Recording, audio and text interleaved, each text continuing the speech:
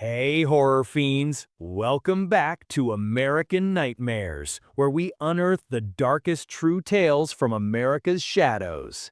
Tonight, we're heading to the misty hills of Raven Hollow, West Virginia, where, in 1978, a whole dang town of 329 folks vanished without a trace. No bodies, no clues, just a single radio call. Don't let it find you. What woke up under those Appalachian hills to swallow Raven Hollow whole? This ain't just a story. It's a cursed legend that'll make you rethink lonely back roads. Smash that subscribe button, hit the bell, and share your own creepy small-town tales in the comments. Light a candle, lock the doors, and let's dive into the nightmare. It was October 2019, and Casey Malone, a 28-year-old journalist from Charleston, West Virginia, was hunting a story to save her career. Casey was a firecracker, curly red hair, always in a denim jacket, with a notepad full of dreams and a knack for sniffing out secrets. She'd heard whispers of Raven Hollow, a tiny coal mining town in Boone County that vanished in 1978. 329 people, gone overnight. No bodies, no signs of a fight, just empty houses and a single radio transmission from the town station WRAV. Don't let it find you. The story was legend.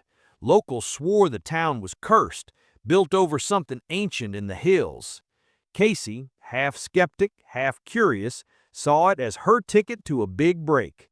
A podcast, Lost Places, needed a his episode, and Raven Hollow was it. On October 30, Casey packed her gear, recorder, camera, flashlight, into her old Chevy hatchback and drove into the Appalachians. The roads twisted like veins, fog thick as soup, trees clawing at the sky. Raven Hollow wasn't on modern maps, but old gas station maps marked it near a forgotten coal mine. Her GPS fritzed out an hour in, leaving her with a crumpled map and a bad feeling. By dusk, she found the town's welcome sign, Raven Hollow, Pop 329, half rotten, leaning in the mist. The town was a ghost. Sagging houses, broken windows, a church steeple poking through the fog like a broken finger. The air smelled of damp earth and something sour like decay. Casey parked by the old radio station, a squat brick building with a rusted antenna, the letters WRAV barely visible. She stepped into the station, the door creaking like a coffin. Inside was a time capsule, dusty microphones, reel-to-reel tapes, a control board frozen in 1978. A faded photo on the wall showed the town's DJ, Amos Reed, a wiry man with haunted eyes, smiling next to a mic. Casey's recorder hummed to life, catching ambient creaks for her podcast. This is Casey Malone in Raven Hollow. Let's find out what took this town. Around 9 p.m., Casey's recorder picked up a low hum like a distant engine, but the town was dead. No cars, no power. The hum turned to static, then a voice, raspy, like it had clawed its way out of the ground. You're listening to WRAV, Raven Hollow's heartbeat. This is Amos Reed, and you're home, Casey. Her name in that voice hit like a brick. She hadn't told a soul she was here, not her editor, not her roommate Jess. The control board lit up, dial spinning, the on-air sign flickering red in the dark. Her car radio outside crackled, tuning to 88.3, WRAV's old frequency, spilling Amos's voice. Casey Malone, you're one of us now. The static thickened, whispering names. Ellen Pike, 1978. Tommy Vance, 1978. Leela Gray, 1978. Each name came with a faint scream, like it was trapped in the airwaves. Casey's camera glitched, the screen flashing 88.3 in red, battery dead at 85%. The station grew cold, her breath fogging, the smell of decay sharpened into blood and ash. The mic tilted toward her like it was alive, and the floor creaked behind. Footsteps, slow and heavy. Casey spun, her flashlight catching a shadow. Tall, hunched, eyes like amber coals glowing in the dark. "Amos?" she whispered, heart hammering. The shadow vanished, but the whispers grew. "Don't let it find you." Casey bolted for the door, but it wouldn't budge, the knob burning cold, leaving a mark on her hand, a jagged spiral, like a claw curled into a wave. The radio kept going, Amos's voice listing names, now with dates. Ellen Pike, October 31, 1978, lost to the hollow. Tommy Vance, October 31, 1978, taken by the dark. The walls pulsed like the station was breathing, and the photo of Amos cracked, his eyes glowing amber in the glass. Casey's recorder spiked, her own voice now in the static. Casey Malone, 2019, don't let it find you. Vision slammed into Casey, like a reel playing in her head. She saw Raven Hollow, 1978, alive with miners, families, kids playing in the streets. Amos Reed, the DJ, was the town's heart, spinning folk tunes on WRAV. But he was desperate. Coal was drying up, the town dying. He found a book in the mine, bound in leather, etched with the spiral claw symbol. It promised prosperity, but demanded a price. Blood, given on Halloween under a red moon. Amos, crazed, carved the symbol into his hand, bleeding on the mic, chanting to something ancient, a thing in the hills, older than the coal, hungrier than the dark. The town gathered in the church, thinking it was a revival. The ground shook, fog rolled in, and the thing woke. By dawn, Raven Hollow was empty. 329 souls gone, houses silent, only Amos's voice on WRAV. Don't let it find you. The visions showed the thing, a mass of shadow and claws, amber eyes moving through the fog.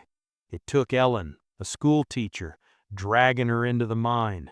Tommy, a miner, swallowed by the church floor. Lila, a teen, screaming as the fog ate her. Amos didn't die. He became its voice, bound to the radio, calling new victims every Halloween. Casey saw herself in the station, eyes hollow, broadcasting with Amos, her notepad burned to ash. The station shook, the spiral claw mark on Casey's hand glowing amber. Amos's figure appeared, half man, half shadow, eyes like molten fire. "You found us, Casey," he rasped, his voice in her head, the radio, the walls. "Join the hollow." His hand grabbed her wrist, the mark burning brighter, and the fog outside thickened, clawing at the windows. Faces appeared in the glass. Ellen, Tommy, Lila, screaming silent, their eyes amber, mouths moving. "Don't let it find you." Casey yanked free, stumbling to the control board, trying to shut it down. The dial shocked her, sparks flying, but the broadcast kept going, Amos's laugh echoing. "You can't stop the signal."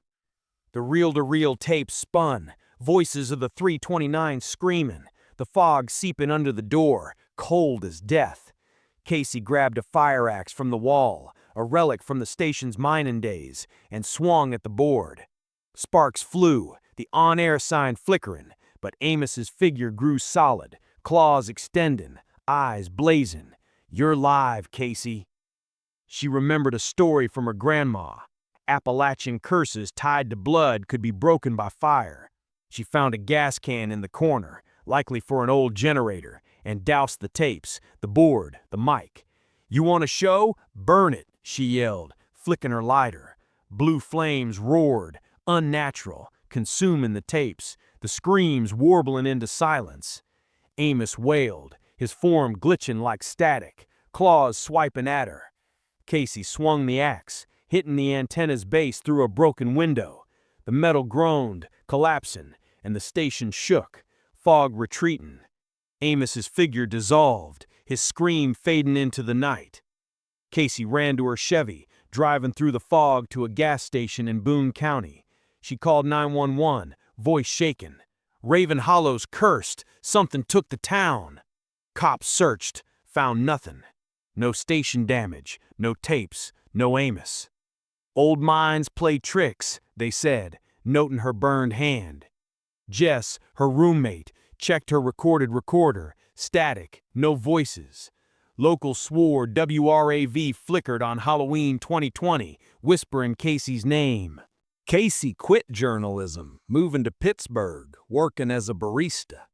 The spiral claw mark never faded, itching on Halloween.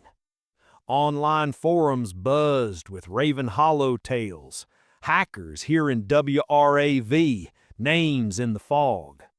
A 1978 article confirmed the vanishing, no bodies found. Casey don't go near the Appalachians now.